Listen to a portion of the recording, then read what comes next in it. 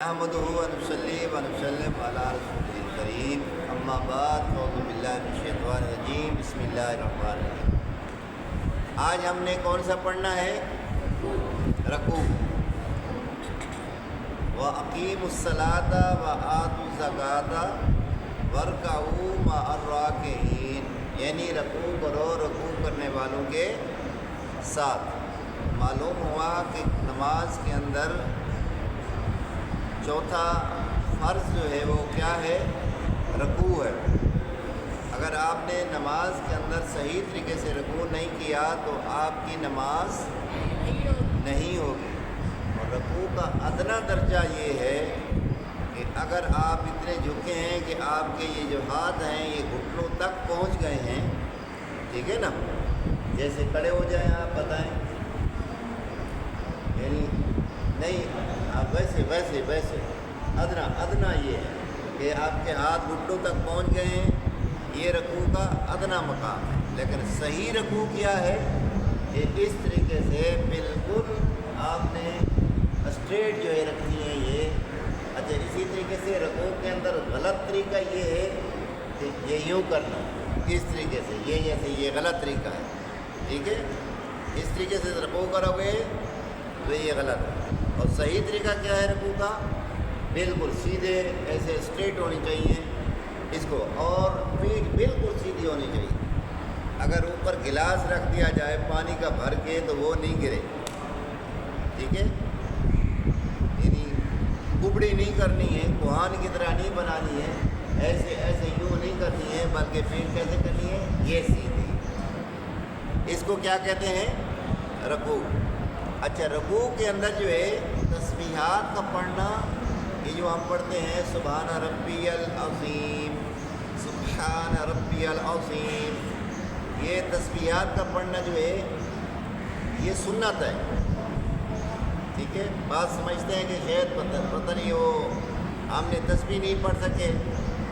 اگر امام جیسے اگر رکوع میں ہے، آپ نے اپنی پیٹھ امام کی پیٹھ کے ساتھ ملا لی ہے، تسبیح آپ نہیں پڑھ سکے تو بھی آپ کو وہ رکعت مل گئی، کیوں کہ آپ نے رکوع کر لیا ہے۔ فرض کیا تھا؟ رکوع کرنا فرض ہے، تسبیح پڑھنا فرض نہیں ہے۔ تسبیح پڑھنا تو سنت ہے۔ اگر سنت جو ہے کسی وجہ سے رہ گئی ہے تو نماز آپ کی ہو جاتی ہے، لیکن اگر فرض رہ جاتا تو پھر نماز اسی طریقے سے امام اگر جو ہے رکوع کے اندر ہے، پیچھے سے آپ بھاگتے ہوئے آئے ہیں، آپ نے جو ہے اللہ اکبر یعنی تکبیر تحریمہ پوری کہنی ہے، اللہ اکبر کہہ کے پھر اللہ اکبر کہہ کے رکوع میں چلے گئے، اور امام کے ساتھ ایک لمحے کے لیے بھی اگر آپ کی پیٹھ مل گئی ہے تو اس کا مطلب یہ ہوا کہ آپ کو رکوع مل گیا، اور جب رکوع مل گیا تو اس کا مطلب یہ ہوا کہ آپ کو نماز بھی مل گئی۔ یہ رکوع کرنے کا صحیح طریقہ تھا جو آپ کو بتایا گیا ہے۔ اگر کسی نے رکوع نہیں کیا، اس کو جان بوجھ کے رکوع نہیں کیا تو اس کی نماز نہیں ہوگی، اور بھولے سے رکوع نہیں کیا تب بھی نہیں ہوئی، کیونکہ فرض کا حکم یہ ہے کہ چاہے بھول کے یا چاہے آپ جو ہے جان بوجھ کے اس کو چھوڑیں گے تو آپ کی نماز نہیں ہوگی۔ سمجھ آ گئی؟ اللہ تعالیٰ ہمیں عمل کی توفیق رفیق عطا فرمائے۔ اس سے پہلے والا اس کو دہرا لیتے ہیں کہ سب سے پہلا فرض کون سا تھا؟ تکبیر تحریمہ، اللہ اکبر کہہ کے نماز شروع کرو۔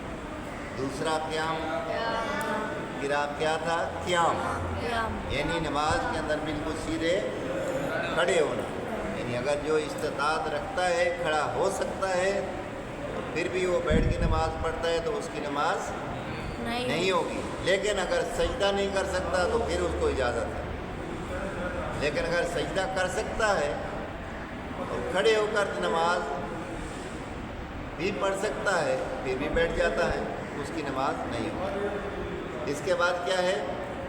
قرات۔ قرات کے بارے میں آپ کو بتایا، ربنا تقبل منا انک انت السمیع العلیم وتب علینا انک انت التواب الرحیم، وصلی اللہ تعالی علی خیر خلق محمد محمد و آلہ و صحبہ اجمعین برحمتک یا اللہ.